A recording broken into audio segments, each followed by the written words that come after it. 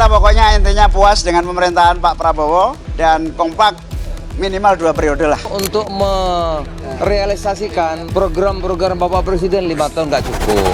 Ini kan baru tahun 2026 ya. Pemilu kita nanti itu kan baru tahun 2029 ya, masih beberapa tahun lagi gitu ya. Tapi bahwa wacana-wacana atau narasi-narasi yang menyampaikan bahwa partai ini mendukung Pak Prabowo, mendukung tuh lahir sangat dini di 2026 gitu ya. Kenapa? Seolah akhirnya kita menangkap bahwa ini partai-partai termasuk anggota DPR yang jadi bagian dari partai politik itu jadi lebih sibuk untuk bagaimana mempersiapkan diri di pemilu 2029 daripada kerja buat kita. Untuk mengamankan posisi sekarang mereka harus menunjukkan itu gitu ya, dukungan kepada Pak Prabowo gitu. Jadi bukan semata-mata untuk kepentingan 2029, karena bisa jadi di 2028 kalau ada tawaran yang lebih menarik gitu yang muncul gitu ya, mereka bisa saja berpindah. Mereka butuh uang gitu ya untuk mempersiapkan pemilu 2029. Dari sekarang mereka harus kumpulkan uang gitu.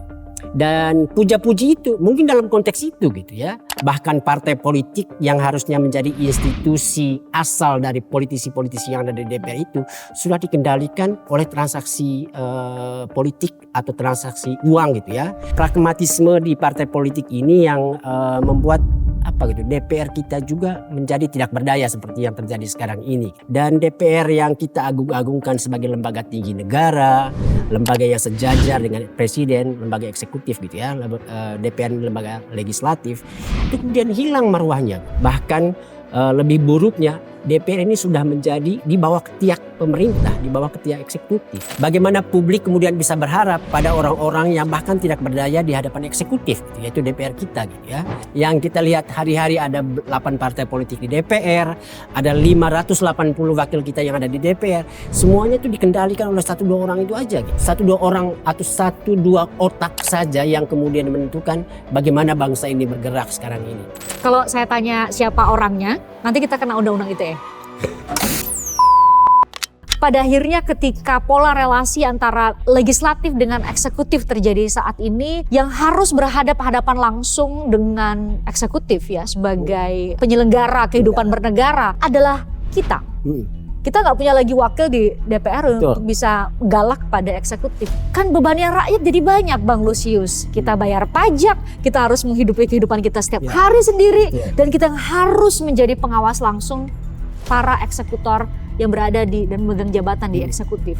Betapa susahnya menjadi rakyat Indonesia. Kan mungkin yang mendesak untuk kita pertanyakan sekarang, mau sampai kapan kita biarkan ya situasi seperti ini? Kondisi parlemen kita saat ini, kemudian di sampingnya ada kondisi partai politik kita saat ini, kemudian kita kaitkan dengan tadi ada skenario atau ada wacana untuk membuat para kepala daerah ini dipilih melalui DPRD.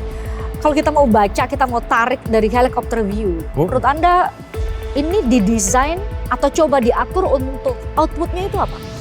Saya kira sentralisme kekuasaan yang semakin terpusat. Itu artinya kepala daerah di seluruh Indonesia bisa jadi merupakan wajah lain dari rejim pemerintahan pusat. Dan mungkin dalam konteks itu, kenapa kemudian pembicaraan dukungan 2 periode untuk Presiden Prabowo itu juga perlu kita pantau gitu ya. Jangan-jangan ini ada urusannya dengan bagaimana sih kita mendesain undang-undang pemilu ini gitu. Bagaimana sih kita memastikan pilkada tidak langsung itu bisa berjalan gitu. Jadi kalau ada yang menanyakan kenapa undang-undang pilkada nggak masuk di prolegnas prioritas 2026, ya secara administratif memang tidak ada. Tapi DPR sekarang punya pengalaman yang tidak ada di daftar itu yang justru dibahas. Mereka sedang mencari momen yang tepat aja saya kira untuk memastikan keinginan mereka yang kemudian akan terwujud di undang-undang pilkada itu ketimbang kemudian apa yang diinginkan oleh publik. Maksud Bang Lusius bisa jadi bahwa undang-undang pilkada ini atau revisi undang-undang pilkada ini bisa jadi dibuat lebih mepet ke masa nanti 2029